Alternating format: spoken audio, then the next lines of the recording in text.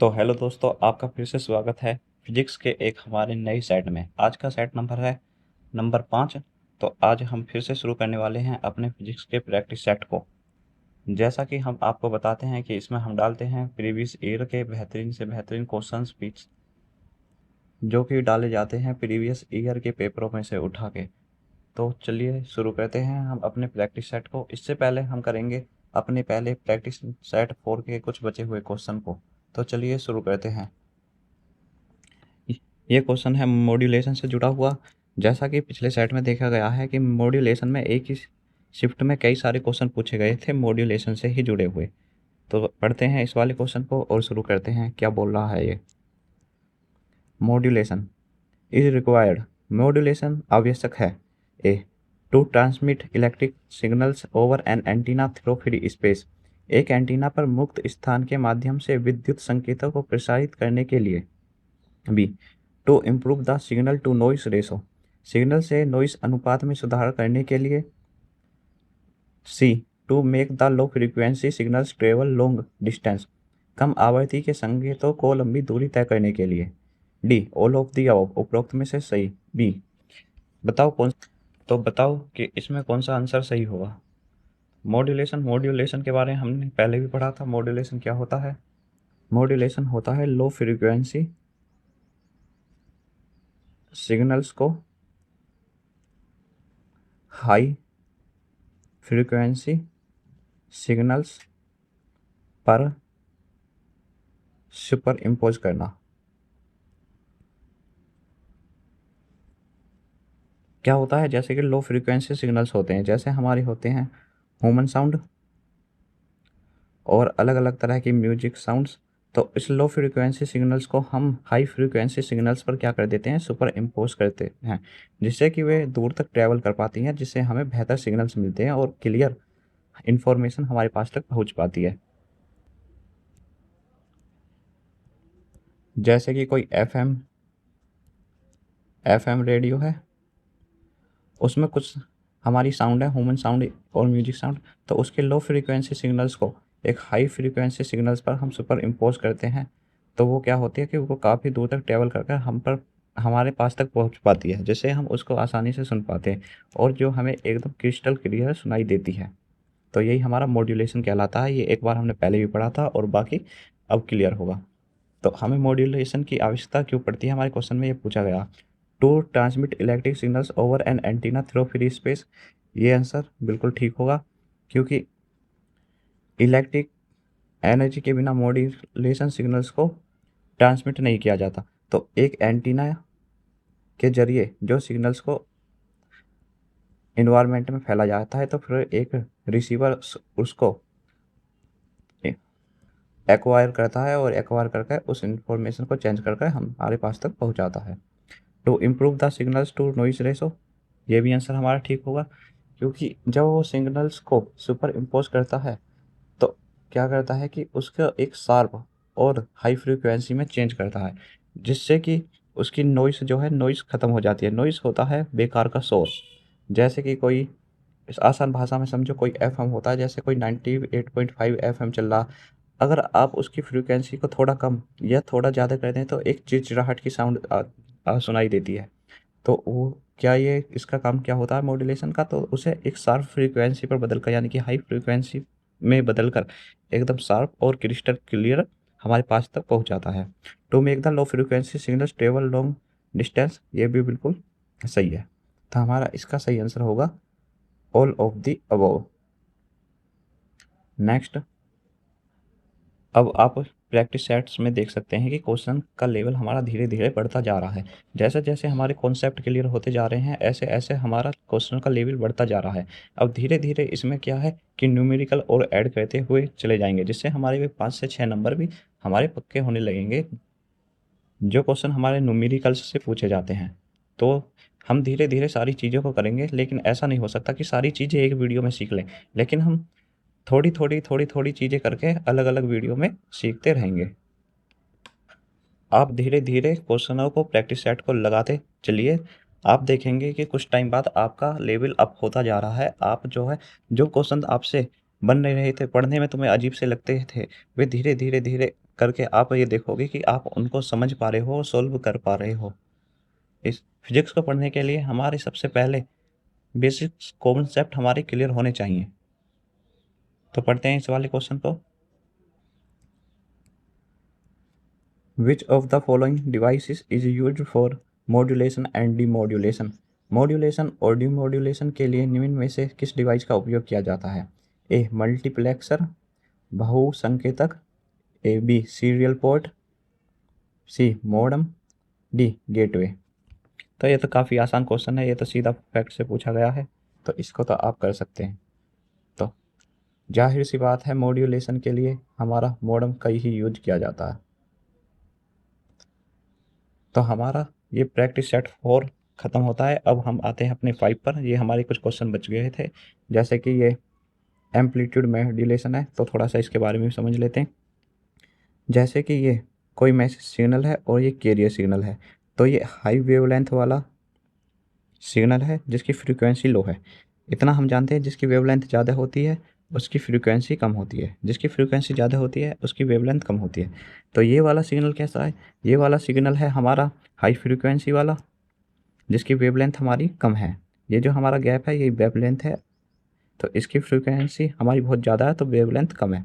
तब क्या होगा, ये वाले सिग्नल जो हैं लो फ्रीक्वेंसी सिग्नल्स को हम, ये वाले सिग्नल हैं इन पर क्या कर देंगे, सुपर इम्पोज कर देंगे। तो हमारी ये वाली जो सिग्नल की इन्फॉर्मेशन है ये इस पर सुपर इम्पोज होकर तो ये एक हमारा एम्पलीट्यूड मॉड्यूलेशन सिग्नल बना लेगी। जो हमारी जो सिग्नल ये वाले जो हैं तो ये हमारे लो फ्रिक्वेंसी वाले सिग्नल हैं जिनमें हमारी इन्फॉर्मेशन है, तो इन पर शिफ्ट होकर के, इन पर सुपर इम्पोज होकर के तो वो एक सिग्नल बना लेगी और इस तरीके से हमारी जो है इन्फॉर्मेशन ट्रांसफ़र कर दी जाती है। इसे ही हमारा एम्पलीट्यूड मॉड्यूलेशन बोलते हैं। तो अब हम शुरू करते हैं अपना प्रैक्टिस सेट नंबर 5।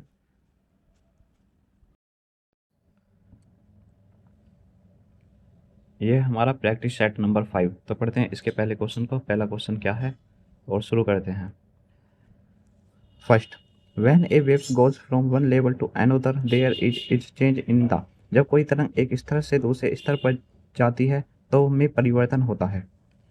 ए वेलोसिटी वेग, बी एम्पलीट्यूड आयाम, सी फ्रीक्वेंसी आवृत्ति, डी वेवलेंथ तरंग दैर्घ्य। तो कौन सा सही आंसर होगा?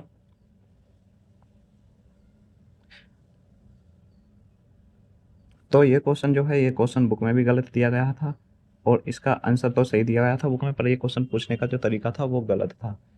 तो इसमें गलत क्या था, जब कोई वेव है एक मीडियम से दूसरे मीडियम में जा रही है तो क्या होता है कि उसकी वेलोसिटी, उसकी कुछ वेलोसिटी में भी चेंज आता है। वेलोसिटी में जब चेंज आता है वो किस कारण से आता है, क्योंकि उसकी डेंसिटी, घनत्व, तो उस पर सीधा सा असर डालता है। तो अगर किसी की डेंसिटी बहुत ज़्यादा है तो उसमें क्या होगा, उसमें हल्की सी वेलोसिटी वेव की कम हो जाएगी।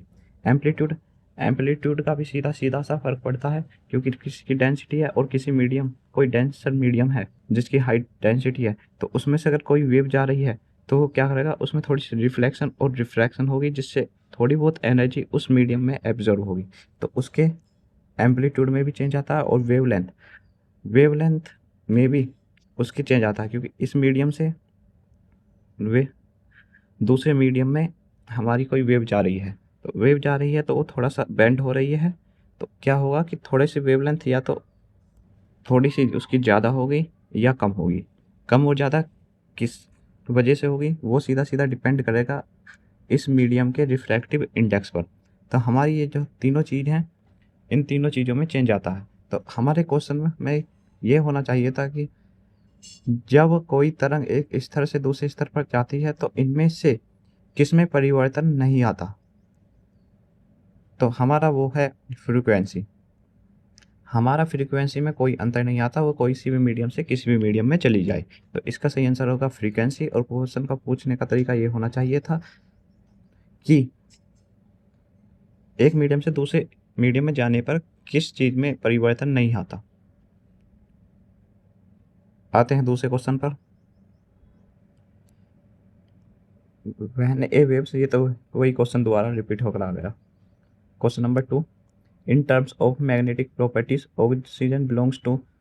चुंबकीय गुणों के संदर्भ में ऑक्सीजन का संबंध है magnetic materials, ferromagnetic materials, paramagnetic materials, diamagnetic materials.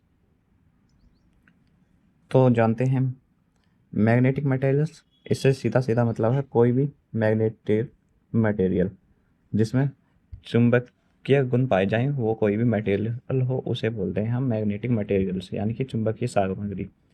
और ये फेरोमैग्नेटिक, पैरामैग्नेटिक, डाईमैग्नेटिक चुंबकीय सामग्री के पार्ट हैं, मतलब उनकी प्रॉपर्टी के पार्ट हैं। जैसे उनकी विशेषता, मतलब किस तरीके की विशेषता, कौन किस तरीके से किस मटेरियल को अट्रैक्ट करती है, किस एलिमेंट को अपनी तरफ खींचती है या रिपेल करती है। तो समझते हैं फेरोमैग्नेटिक। फेरोमैग्नेटिक सब्सटेंस होते हैं जैसे Fe आयरन, कोबाल्ट, क्योंकि ये जो है बहुत कोई मैग्नेट है और उसके पास में रख दिया जाए तो इसमें जो है अनपेयर इलेक्ट्रॉन होते हैं, जिसकी वजह से ये बहुत ही तेज़ी से मैग्नेट यानी कि चुंबक इससे अपनी तरफ खींचती है।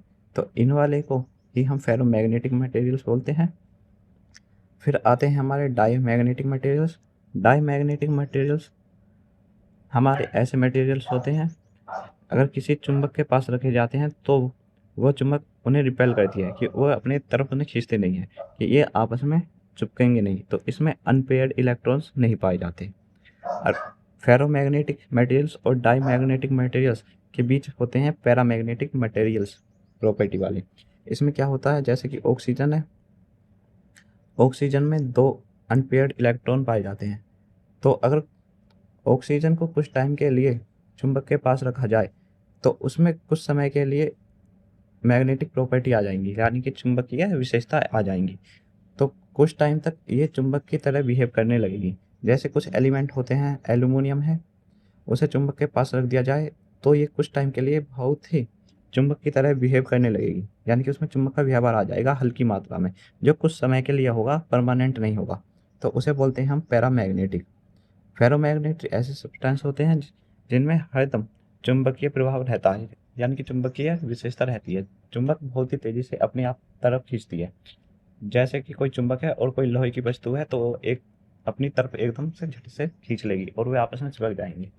ऐसे डाईमैग्नेटिक है, अगर कोई प्लास्टिक मटेरियल है तो उसके पास चुंबक रखी जाए तो कितनी भी कोशिश कर लो वो आपस में चिपकाएगी नहीं, वे दोनों दूर ही दूर रहेंगे। तो वो होते हैं डाईमैग्नेटिक मटेरियल्स और पैरामैग्नेटिक मटेरियल्स, जिसमें कुछ टाइम के लिए मैग्नेटिक प्रॉपर्टी आ जाए, यानी कि चुंबकीय विशेषताएं आ जाएं, वे होते हैं हमारे पैरामैग्नेटिक मटेरियल्स। तो ऐस हमारा जो ऑक्सीजन है वो ऑक्सीजन हमारा पैरामैग्नेटिक मटेरियल में आता है, क्योंकि इसके पास 2 इलेक्ट्रॉन फ्री होते हैं जो अनपेयर्ड होते हैं।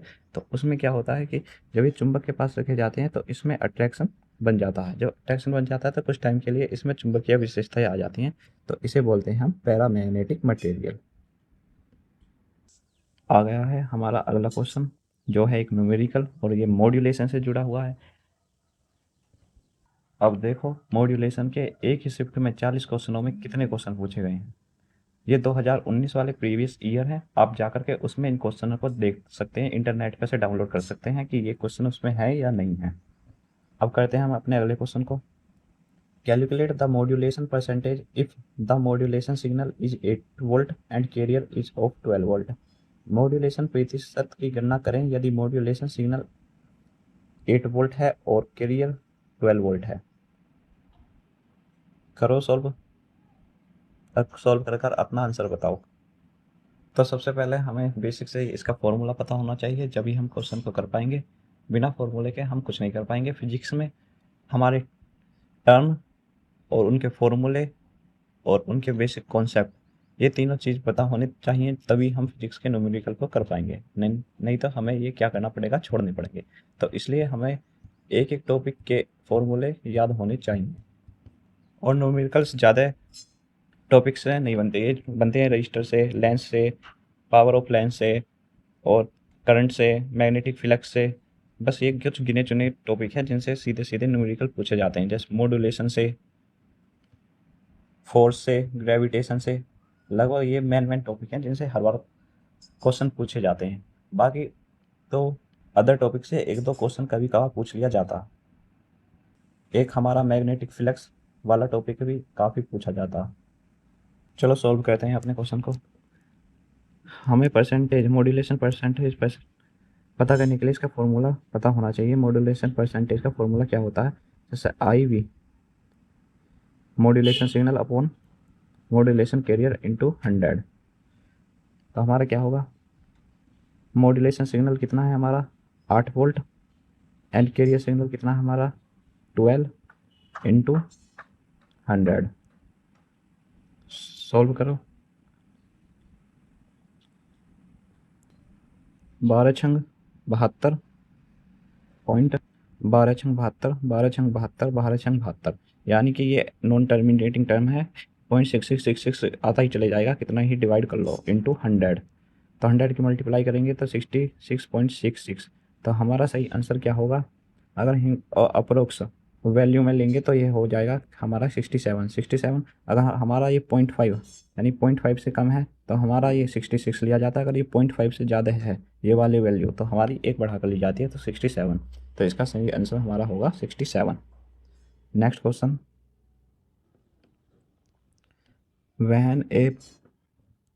when a bar magnet is cut into two equal valves the pole strength of each piece। जब एक छड़ को दो भागों में काटा जाता है तो प्रत्येक टुकड़े की ध्रुव शक्ति A becomes double, B becomes half आधी हो जाती है, बिकम्स 0 शून्य हो जाती है, डी रिमेन्स द सेम वही रहती है। तो क्या है इसका सही जवाब, जानते हैं इसका सही जवाब। हमारा कोई बार मैग्नेट है, इसका नॉर्थ पोल है, ये इसका साउथ पोल है। तो इसमें क्या है कि नॉर्थ पोल से मैग्नेटिक फील्ड लाइंस कहाँ जा रही हैं, साउथ पोल में। कोई भी मैग्नेट हो उसमें जो है magnetic field lines north pole से साउथ पोल में जाती हैं। ये एकदम ध्यान रखना, ये भी फैक्ट का क्वेश्चन है।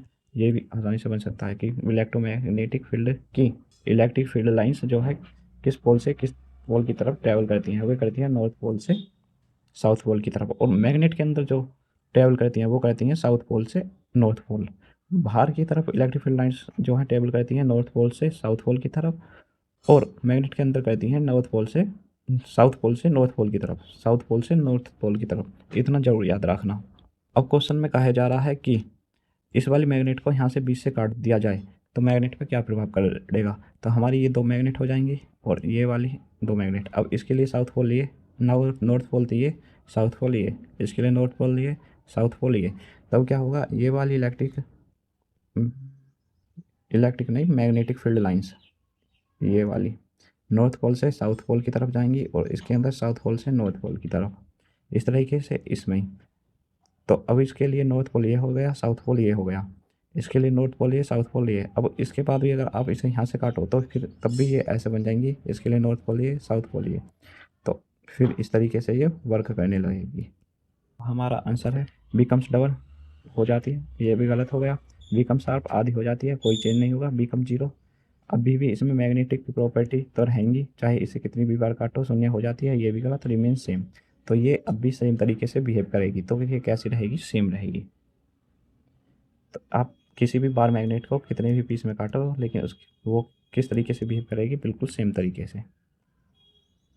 तो उसके जो है इस वाले जितने भी पोल हैं, ये जो है साउथ पोल नॉर्थ पोल, इन्हें ही हिंदी में ध्रुव बोला जाता है। तो यही है प्रत्येक टुकड़े की ध्रुव शक्ति कैसी होगी, तो वो कैसी होगी, सेम होगी। Next question, question number 5, which work is not done by a computer. कौन सा कार्य कंप्यूटर द्वारा नहीं किया जा सकता। ए कंप्यूटिंग, बी प्रोसेसिंग, प्रसंस्करण, सी अंडरस्टैंडिंग समझना, डी आउटपुटिंग यानी कि आउटपुट कोई चीज़ बाहर दिखाना। तो क्या है इसका सही आंसर, कंप्यूटिंग। कंप्यूटर का कार्य, कंप्यूटिंग का कार्य करता है, सीधी सी बात है, कंप्यूटर है तो कंप्यूटिंग तो जरूर ही करेगा। कंप्यूटिंग मतलब कैलकुलेशन या डाटा को मैनेज करना। प्रोसेसिंग, जब भी हम किसी डाटा को उसे देते हैं तो उस हमारे सिग्नल्स को प्रोसेस करता है और हमें आउटपुट दिखाता। आउटपुटिंग यानी कि कोई भी चीज़ हमें स्क्रीन पर दिखा रहा है या प्रिंटर के जरिए दिखा रहा है उसे आउटपुटिंग कहते हैं। अंडरस्टैंडिंग समझना, ये वाला हमारा गलत है। बहुत से लोग ये कहेंगे आज के टाइम पे तो एआई चल रहा है, वो हमारी बातों को आसानी से समझ लेता। तो ये आंसर बिल्कुल गलत होगा। कंप्यूटर कभी भी चीज़ हमारी आसानी से किसी भी चीज़ को समझता नहीं है। वो क्या करता है, जो हम उसके डाटा जो है डाटा भेजते हैं तो कंप्यूटर के अंदर पहले से बहुत सारा डाटा होता है जो वो प्रोसेस करता है। वो उसे मैच करने के बाद जैसे वो डाटा मैच होता है तो पहले से पड़े हुए डाटा के साथ मैच करके उसके से हमें रिजल्ट दिखाता है। वो चीज़ों को समझता नहीं है, वो हमारा जो डाटा है उसको प्रोसेस करता है, उसके बाद आउटपुट दिखाता है। तो यानी कि कोई भी लैंग्वेज है कंप्यूटर की भाषा में कहें तो। चलो समझते हैं कंप्यूटर की भाषा में ही कि कंप्यूटर का कार्य कैसे होता है। जैसे कि कोई कंप्यूटर है, या फिर हमारा मोबाइल फ़ोन ही क्यों ना हो, कोई सॉफ्टवेयर हो, कंप्यूटर की भाषा में ही समझो, तो हम उसको कुछ डाटा भेजते हैं। डाटा किस तरीके से भी होता है, वॉइस में हो सकता है, टाइपिंग में हो सकता है। वो क्या करता है, ये डाटा हमारा कंप्यूटर के अंदर गया, कंप्यूटर में गया तो वो कोड्स में बदले गया। कोड्स कौन से होते हैं, 0 1 बाइनरी कोड्स। कोई भी इंफॉर्मेशन हो हमारी सीधे इस बाइनरी कोड्स में बदल जाती है। फिर कंप्यूटर इसको प्रोसेस करता है, प्रोसेस करने के बाद कंप्यूटिंग करता है, कंप्यूटिंग करने के बाद हमें फाइनल रिजल्ट दिखाता है। फाइनल रिजल्ट किस तरीके से दिखाता है, वो स्क्रीन पर कोई टेक्स्ट दिखा सकता है, कोई वॉइस दिखा सकता है जो हमारा टेक्स्ट टू स्पीच की तरीके का काम करता है, या फिर हमें प्रिंटर के फॉर्म में प्रिंटिंग वगैरह वगैरह जो है जिस भी तरीके से हम लेना चाहते हैं आउटपुट, इस तरीके से दिखा सकता। तो सबसे ज़्यादा जो कंप्यूटर का जो वर्किंग स्ट्रक्चर होता है वह होता है इनपुट लेना, उसे प्रोसेस करना और आउटपुट दिखाना। नेक्स्ट क्वेश्चन, लेंस लो। लेंस लो जैसे जेड है, ये जो जेड है पहले इसे क्या बोले करते थे, जेड, लेकिन अब इस जेड को ही जी बोले जाने लगा है। तो अब ये जेड नहीं जी बोले जाता।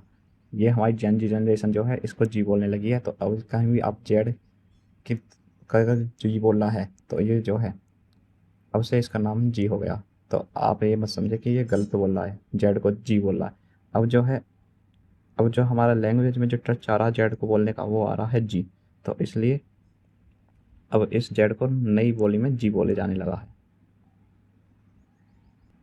शुरू करते हैं अपने क्वेश्चन को। क्या है क्वेश्चन, कहाँ हम इंग्लिश पढ़ने लगे। 6, Lenz law is consequence of, Lenz का नियम किस सिद्धांत का परिणाम है। A, law of conservation of energy, law of conservation of angular momentum, कोणीय संवेग संरक्षण का नियम। C, law of conservation of linear momentum, रैखिक संवेग संरक्षण का नियम। D, law of conservation of potential energy, क्षितिज ऊर्जा संरक्षण का नियम। तो लेंज लॉ, लेंज लॉ क्या होता है, लेंज लॉ किससे से जुड़ा हुआ है, इंड्यूस करंट से। तो क्या होता है बताओ, फिर हम इसे समझते हैं। तो लेंज लॉ, लेंज लॉ बोलता है, Lenz law state that direction of induce current in a conductor will always be such that it oppose the change produce in it. तो इसे आसान भाषा में समझते हैं, ये क्या बोल रहा है।